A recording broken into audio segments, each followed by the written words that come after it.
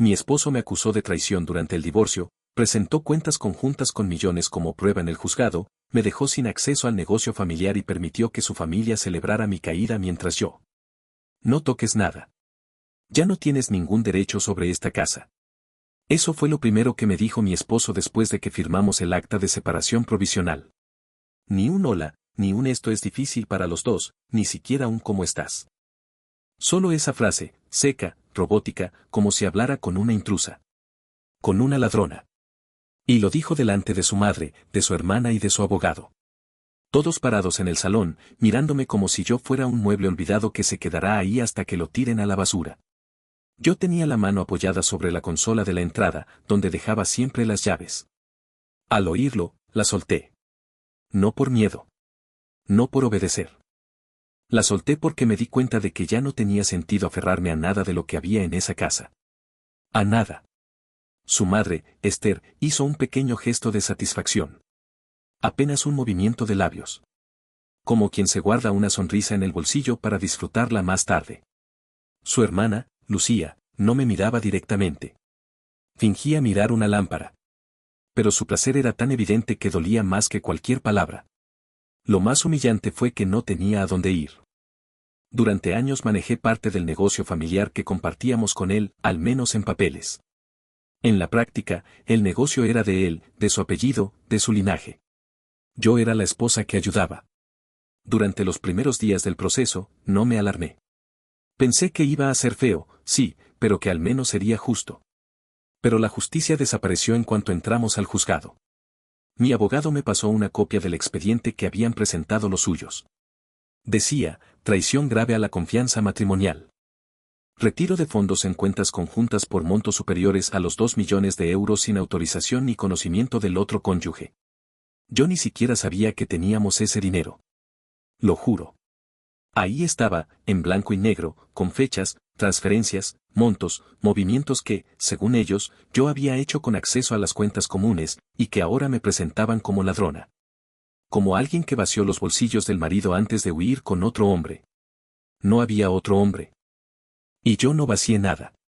De hecho, cuando fui al banco a revisar nuestras cuentas personales y conjuntas, ya no tenía acceso. Todo había sido congelado por orden judicial tras la denuncia. Ni una explicación. Ni una llamada. Solo me llegó un correo del banco avisando del bloqueo. Así que ahí estaba yo, parada en la entrada de la casa que había ayudado a remodelar, sin acceso a las cuentas, sin dinero propio, sin saber si podría pagar siquiera el hotel esa noche. Y mientras tanto, en el comedor, se escuchaban risas. Su madre y su hermana se servían vino. Yo lo sabía porque reconocí el sonido de la botella abriéndose. También reconocí su risa. Esa risa aguda, burlona, que solo sacaba a relucir cuando se sentía superior. ¿No vas a saludar a los chicos?, preguntó mi esposo con una frialdad quirúrgica. ¿Vinieron? Sí. Están arriba. Con Lucía. Pero será solo por hoy.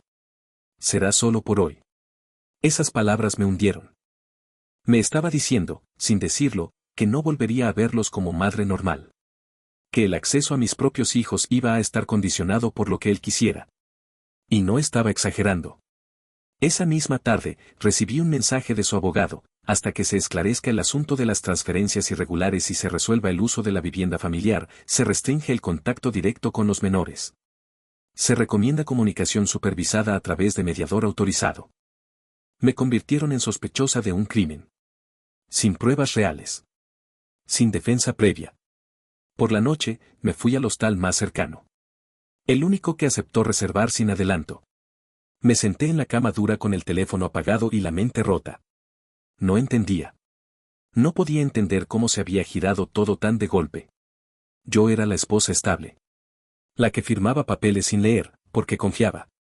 La que pospuso su carrera para ayudarlo a crecer el negocio. La que aceptó el silencio cuando su familia hacía comentarios pasivo-agresivos en la mesa. ¿Y ahora? Ahora me señalaban como traidora, ladrona, mala madre. Lo más extraño es que, revisando los documentos del juicio, encontré algo que me heló la sangre.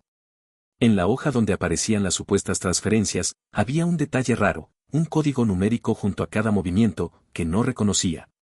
Un código que se repetía en otros documentos, en otras fechas. No supe en ese momento qué significaba. Pero ese código aparecía en todas las operaciones que, según ellos, yo había hecho. Y cuando, días después, volví a ver a mi hijo mayor, bajo supervisión en una sala fría del centro de mediación, lo primero que me dijo fue: papá dijo que te fuiste porque te gustaba otra vida más cara. Que por eso usaste el otro número. ¿El otro número? Ahí supe que algo no cuadraba. Y que había empezado una guerra donde la verdad era lo que menos importaba. Pero lo peor no fue eso. Lo peor fue ver cómo su familia celebraba mi caída como si fuera una fiesta. Cómo se reían mientras yo me convertía, sin saberlo, en un personaje de una historia que no había escrito. Y todavía no sé cuántas páginas más van a intentar firmar a mi nombre. Suscríbete al canal y dale like a este video para seguir descubriendo historias inspiradas en conflictos reales sobre familias, herencias, dinero y secretos de los que ya no es posible callar. Tu apoyo mantiene esta voz viva. Me llamo Laura. Tengo 42 años.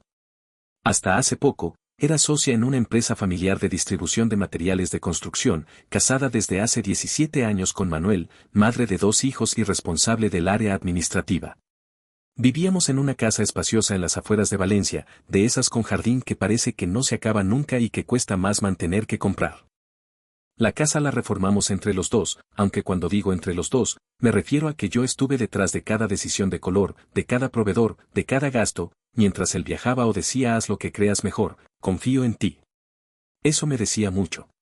Confío en ti. Era su frase comodín. Y yo me la creí. Durante los primeros años del negocio, él se centró en las relaciones con los proveedores grandes, viajes, reuniones, ferias. Yo era quien llevaba la contabilidad, la facturación, la relación con Hacienda, la gestión de nóminas. Aprendí a hacerlo porque no había dinero para contratar a alguien y él decía que era pan comido. Pan comido no era, pero aprendí. La empresa empezó a crecer. Llegamos a tener 5 empleados fijos. Cuando eso pasó, le propuse contratar a una gestoría profesional. Me dijo que no, que mejor que alguien de confianza. Su madre. Esté desordenada, sabe llevar cuentas, me dijo. Así también se involucra más la familia. No me encantaba la idea, pero acepté. Le enseñé cómo funcionaba el sistema, le di acceso a los programas. Ella venía un par de veces por semana y yo hacía el trabajo de fondo. Durante años, fue así. Con el tiempo, cada vez que planteaba una idea o un cambio, me decían: eso hay que consultarlo con la familia. Y la familia, para ellos, no me incluía a mí. Pero lo dejé pasar. Porque el negocio iba bien. Porque mis hijos estaban bien.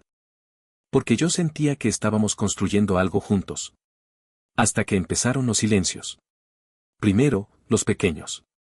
Manuel dejaba de contarme ciertos temas del trabajo, me decía que eran cosas comerciales. Luego, se volvió más distante con las decisiones. Me enteraba por terceros de movimientos que se hacían en la empresa. Hasta que un día, una clienta me llamó directamente: ¿es cierto que vais a abrir una segunda sede en Castellón? Yo no tenía ni idea. Y eso que, supuestamente, era socia. Ese mismo día lo enfrenté en casa: ¿vamos a abrir otra sede y no me lo dices? No quería agobiarte, Laura. Bastante tienes con los niños y con la contabilidad. Pero si yo también soy parte de esto. ¿Sabes lo difícil que es estar en mi lugar? ¿Tomar decisiones todos los días? Giró la conversación tan rápido que acabé pidiéndole perdón por ser tan controladora. Esa fue otra palabra que empezó a usar seguido. Controladora. Histérica. Intensa. Y lo curioso es que nunca lo fui. O al menos, no antes. Empecé a notar también cosas raras en las cuentas. Detalles. Facturas que desaparecían, pagos que no cuadraban del todo, correos que no me llegaban. Cuando preguntaba, Esther me decía: eso lo resolvió Manuel, no te preocupes. Pero no lo tengo registrado. Bueno, tú haz tu parte, que de lo otro ya se encarga él. En una ocasión le pedí los extractos bancarios completos de ese trimestre. Me dijo que no los encontraba. Cuando insistí, me miró con una media sonrisa y me soltó: Laura, no busques donde no debes. Y ahí lo supe, había algo que no me querían mostrar. Durante meses pensé en enfrentar a Manuel, en exigir una revisión, una reunión, algo. Pero cada vez que lo intentaba, La conversación se convertía en una discusión que terminaba en que yo exageraba todo, que estaba estresada o que tenía que confiar más. Hasta que una tarde, mi hijo pequeño me dijo algo que me dejó helada: papá dice que tú estás triste porque no tienes tanto dinero como él. Ahí entendí que no solo me estaban desplazando, me estaban deslegitimando como figura ante mis propios hijos. Esa noche le pedí a Manuel ver los estados financieros completos de la empresa. No los que yo manejaba, sino los que él recibía por su parte. No hay nada que no sepas ya, me dijo. Entonces muéstramelos. ¿Y tú quién eres para exigir cuentas? Lo dijo así. Frío. Sencillo. Como si yo no hubiera trabajado más de 10 años junto a él. Como si no fuera la madre de sus hijos. Como si no hubiera dejado parte de mi vida atrás para construir esa empresa a su lado. Esa fue la noche en que supe que había empezado a perderlo. Pero todavía no sabía cuánto. Unas semanas después, le propuse algo: si todo está bien, ¿por qué no hacemos una auditoría externa? Para que quede todo claro. ¿Me estás acusando de algo? No. Quiero protegernos a ambos. No lo aceptó. Me dijo que estaba inventando problemas y que, si seguía así, iba a empezar a pensar que yo era quien escondía algo. Ese fue el principio del fin.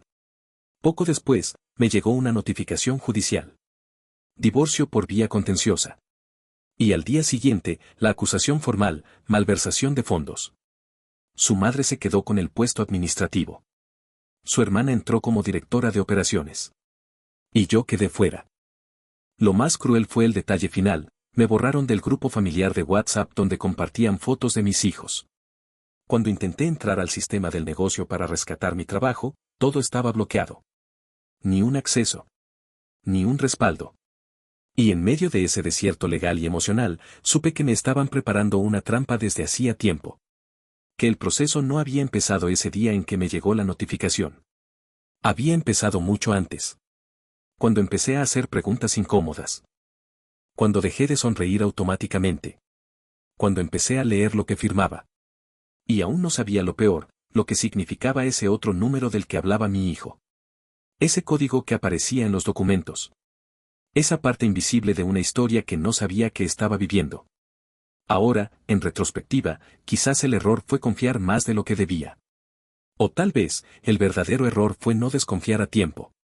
La audiencia definitiva fue el martes a las 10 de la mañana, en el juzgado número 7. Entré con las piernas temblándome, pero la cara firme. Me maquillé más de lo normal, no por vanidad, sino por orgullo. No quería que nadie, y mucho menos él, me viera derrotada. Mi abogado, Guillermo, me había advertido que esa audiencia sería clave: si el juez aceptaba como válidos los movimientos bancarios que aparecían en su denuncia, todo lo demás se me vendría encima como una avalancha. Custodia, casa, acceso a los fondos del negocio, todo. Y sí, sabía que estaban falsificando cosas, pero sabía también que no sería fácil probarlo. Porque la documentación estaba completa. Muy completa. Demasiado. Cuando entramos, ya estaban allí.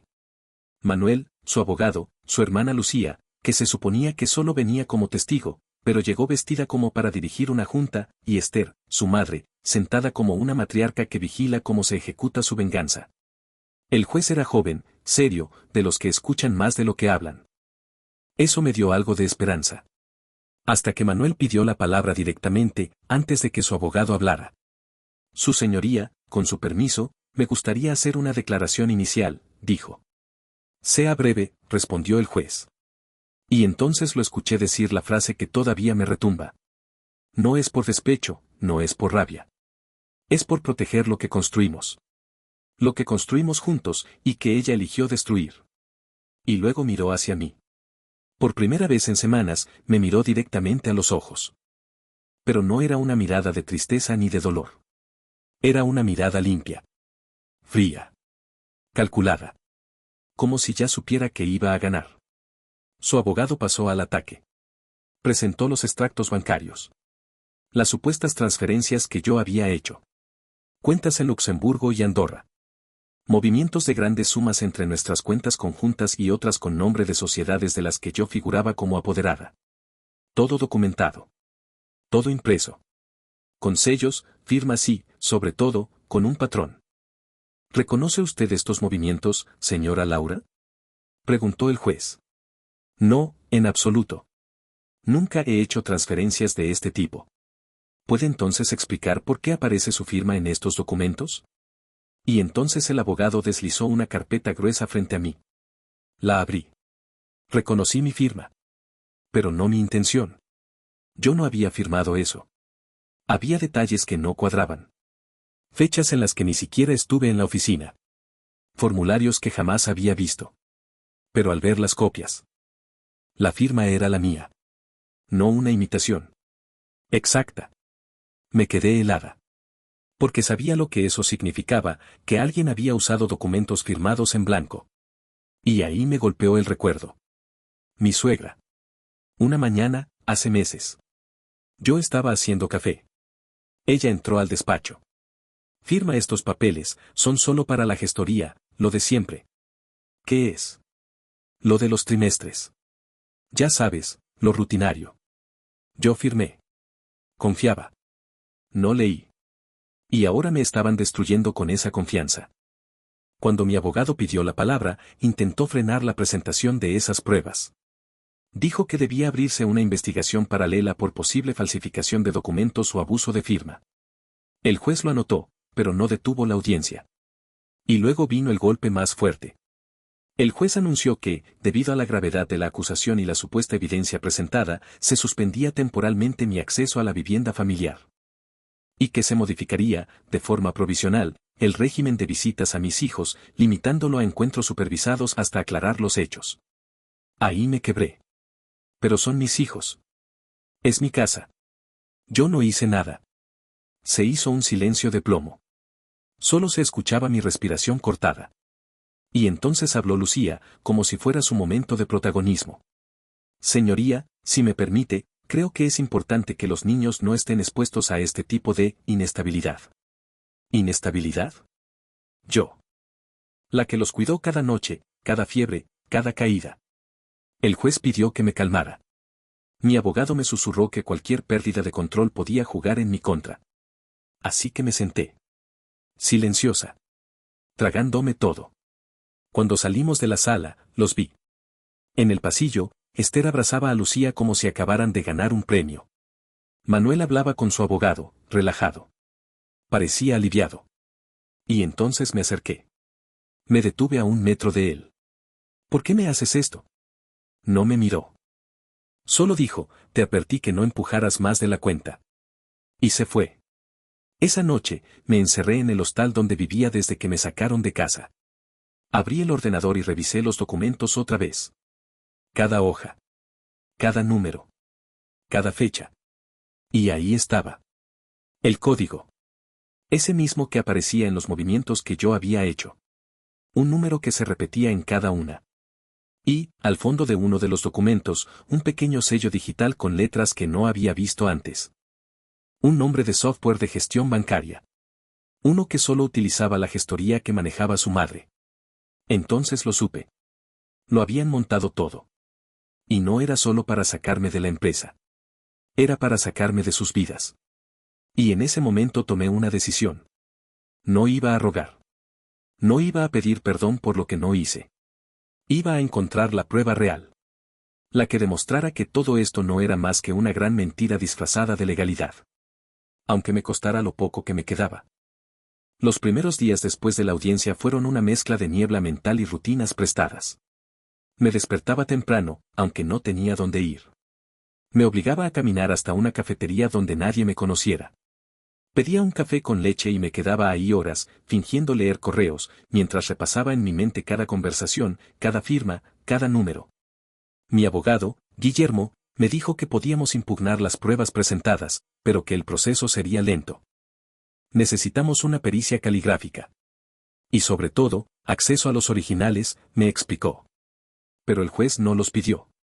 Solo aceptó las copias. Eso fue otro golpe.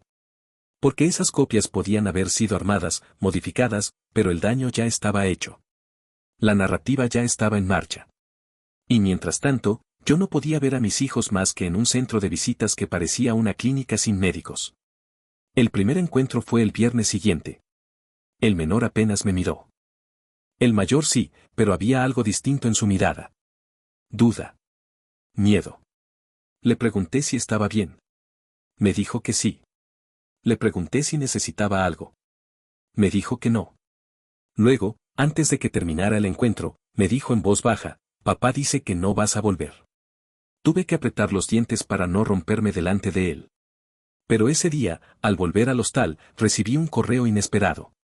Un mensaje anónimo desde una cuenta sin nombre, busca en los respaldos automáticos de contabilidad. Hay registros que nadie borró bien. Usa las fechas de los supuestos movimientos y revisa la actividad del usuario administrador. No firmaba nadie. No decía más. Esa noche, volví a entrar en el sistema que había logrado clonar antes de perder el acceso oficial a los servidores de la empresa. Una copia parcial que guardé en un disco duro externo por costumbre, no por desconfianza. Esa vieja rutina mía de hacer backup cada viernes por si algo fallaba. Y ahí estaban. En los logs de actividad, algo que nadie suele revisar, se marcaba claramente qué usuario hizo qué modificación, a qué hora y desde qué dirección IP. Revisé las fechas de los supuestos movimientos bancarios. No estaban hechas desde mi usuario. Ni siquiera desde mi ordenador. Era el usuario admin-2. Una cuenta que no debería haber existido. Una cuenta que no era la mía, ni la de Manuel, ni la de ningún empleado registrado. Cruzando los datos con los horarios, hubo uno que me llamó la atención. Una entrada un jueves a las 10:12 de la mañana, justo en el momento en que yo estaba en una cita médica con mi hijo. Lo confirmé revisando el calendario de mi móvil, pediatra, control de asma. Yo no pude haber estado frente al ordenador en ese momento. Copié todo. Imprimí cada log. Organicé los documentos en carpetas. Llevé todo al despacho de Guillermo. Con esto podemos iniciar una denuncia penal por manipulación de pruebas, me dijo. Pero prepárate, esto va a explotar. Le pedí algo más. Quiero saber quién está detrás de ese usuario. No solo la cuenta. El dispositivo. La IP. Todo. Guillermo aceptó y contrató un perito informático. Tardó una semana. En esa semana, volví al centro de visitas, volví a fingir que estaba bien, volví a ver cómo mis hijos me hablaban como si fuera una profesora de colegio, no su madre. Y entonces, una mañana, sonó mi móvil. Era Guillermo. Tenemos un nombre. Y no te va a gustar. Era Esther. La cuenta había sido creada desde su portátil. Usaba su red. Y lo más grave, los documentos manipulados salieron de su terminal. No había dudas. Todo llevaba a ella. Yo no sabía si gritar, llorar o reír con rabia. Porque durante años me hizo sentir torpe, ingenua, como si yo fuera la que no entendía nada del negocio. Y ahora tenía pruebas de que ella había plantado las semillas de esta destrucción. ¿Y Manuel? Pregunté, ¿está implicado directamente? Eso aún no lo podemos afirmar. Pero, como mínimo, lo encubrió. Y eso bastaba para mí. La denuncia penal se presentó el lunes siguiente. No pasó mucho tiempo hasta que el juzgado emitió una orden para revisar los dispositivos de la empresa. Se armó un pequeño escándalo interno. La noticia llegó hasta algunos proveedores. Otros empresarios comenzaron a hacer preguntas. Algunos empleados se enteraron y me escribieron por privado, siempre supimos que tú hacías el trabajo duro. Esta historia no cuadra. A los pocos días, Manuel me llamó. Era la primera vez que lo hacía desde que comenzó todo. Contesté. ¿Podemos hablar? Tarde. No por lo legal. Por los niños. No saben nada. Están confundidos. Los confundiste tú. No yo. Hubo silencio. Y entonces, con voz casi temblorosa, dijo, no sabía que Esther había hecho eso. No le creí. Pero no le corté. ¿Tú firmaste las denuncias sin ver los documentos? Le pregunté. Vi lo que me enseñaron. ¿Y eso te bastó para acusarme de ladrona? No respondió. Solo respiró hondo. Le dejé claro que, desde ese momento, todas las comunicaciones serían por vía legal. Ese fue el punto donde todo empezó a cambiar. La jueza que llevaba el caso civil aceptó revisar el régimen de visitas. Pude volver a ver a mis hijos sin supervisión, aunque aún con horarios marcados. El proceso penal contra Esther seguía su curso, pero lo importante es que las pruebas desmontaban la base de la acusación que me había dejado sin nada. Por primera vez en meses, dormí 6 horas seguidas. Después de eso, empecé a reconstruirme desde abajo. Alquilé una habitación pequeña, luego un estudio con lo básico. Volví a trabajar como autónoma en contabilidad para pequeños comercios. Nada glamuroso, pero mío. Mío. Conseguí que el juez ordenara una auditoría completa del negocio. La empresa se tambaleó. Algunos proveedores rompieron contratos. Esther fue retirada temporalmente de sus funciones mientras duraba la investigación. Y Manuel se quedó solo con su mentira a medias. En uno de los últimos encuentros con mis hijos, el mayor me preguntó, ¿es verdad que la abuela te metió en problemas? Le respondí con calma, es verdad que algunas personas pueden hacer daño creyendo que protegen algo. Pero ya no voy a dejar que eso nos vuelva a pasar. Lo abracé. Lloramos en silencio. Y en ese momento supe que algo importante había cambiado. Yo ya no era la mujer a la que podían borrar con una firma. Era la mujer que había aprendido a leer cada línea antes de firmar. Y esta vez, la historia la estaba escribiendo yo. La citación llegó un martes por la tarde, doblada dentro de un sobre blanco sin membrete, como si quisiera pasar desapercibida. Era una audiencia complementaria para presentar nuevas pruebas en el caso penal contra Esther. Fecha, lunes siguiente. Tema, incorporación de evidencia digital adicional y revisión de testimonios previos. Sabía lo que significaba. Que el juez ya tenía suficientes indicios para avanzar. Pero lo que no esperaba era que, al llegar ese lunes al juzgado, me entregaran una copia de una declaración escrita. Una carta manuscrita. Firmada por ella. Esther. Decía lo siguiente. Reconozco haber utilizado el acceso que tenía a la plataforma contable para emitir documentos que pudieran reforzar la postura legal de mi hijo en el proceso de divorcio. No lo hice con ánimo de lucro personal, sino para proteger el patrimonio familiar y evitar que Laura, a quien considero desequilibrada emocionalmente, tuviera derecho sobre la empresa que construimos desde cero. Si he cometido un error, estoy dispuesta a asumir las consecuencias. No había ninguna disculpa. Solo una justificación envuelta en paternalismo y arrogancia. Pero lo importante no era eso. Lo importante era que ahí estaba, la prueba escrita de que todo había sido fabricado. Mi abogado no tuvo que decir mucho. La jueza ordenó una revisión del fallo anterior y, lo más importante, suspendió todas las restricciones que seguían vigentes contra mí. Recuperé el acceso legal al expediente financiero, a los bienes compartidos y al derecho completo de custodia alterna. Salí del juzgado sin llorar. No por falta de emoción, sino porque ya no me quedaban lágrimas. Me sentía más vacía que feliz.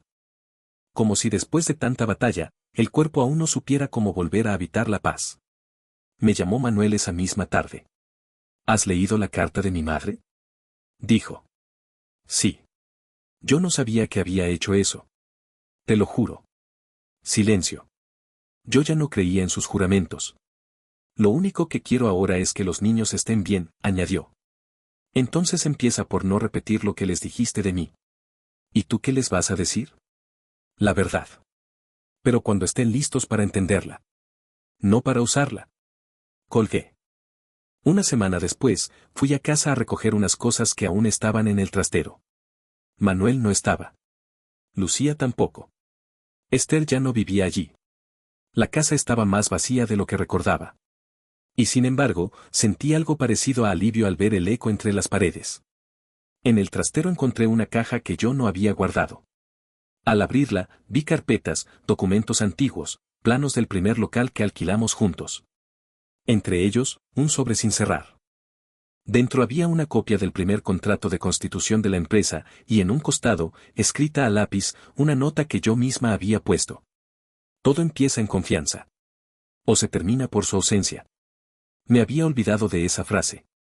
Y sin embargo, era la línea recta que explicaba toda esta historia. Esa caja fue el símbolo. No solo del inicio, sino del giro. Porque ese contrato, ese papel que firmamos al principio, nunca me dio los derechos que pensé tener. Estaba mal redactado. O quizás demasiado bien. No me nombraba como socia, sino como apoyo operativo con carácter temporal. Algo que pasé por alto. Esa fue la raíz.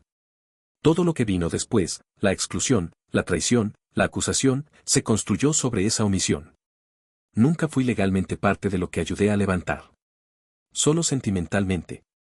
Y eso, ante un juzgado, no vale nada. Pero también me di cuenta de otra cosa, que si bien no tenía títulos ni acciones a mi nombre, tenía algo más poderoso. La verdad. Y la había defendido. Sola. Paso a paso. Golpe tras golpe. Con el tiempo, me ofrecieron declarar públicamente sobre el caso en un reportaje sobre fraudes familiares y uso indebido de poder empresarial. Lo rechacé. No porque quisiera ocultarlo, sino porque entendí que esta historia no era para convertirla en espectáculo. Era mía. Y también era de mis hijos. Ellos volvieron a casa conmigo poco a poco. El menor al principio preguntaba por su abuela. Le dije que estaba enferma de una forma que no se cura con pastillas, con la necesidad de controlar todo lo que no le pertenece. El mayor ya entendía más. Un día me preguntó directamente, ¿papá sabía todo? Le respondí con calma, sabía algunas cosas, pero no todas. Y eligió no preguntar el resto. No lo defendí. Pero tampoco lo destruí ante sus ojos. Porque esa es otra forma de traición. Hoy tengo una vida más simple, más chica, pero más honesta. Alquilo un pequeño piso cerca del colegio. Trabajo con negocios locales. Ayudo a otras mujeres a entender sus papeles legales. Les enseño a no firmar sin leer. A no asumir que el amor es suficiente garantía. Manuel sigue con el negocio, pero ya no con el mismo brillo. Esther está siendo procesada por falsificación documental y obstrucción a la justicia. Lucía renunció. Y yo sigo. Con cicatrices. Pero en pie. A veces la justicia no te lo devuelve todo. Pero te devuelve el nombre. Y el nombre, si lo limpias, vale más que cualquier empresa. Suscríbete al canal para más historias reales sobre familias, herencias y secretos.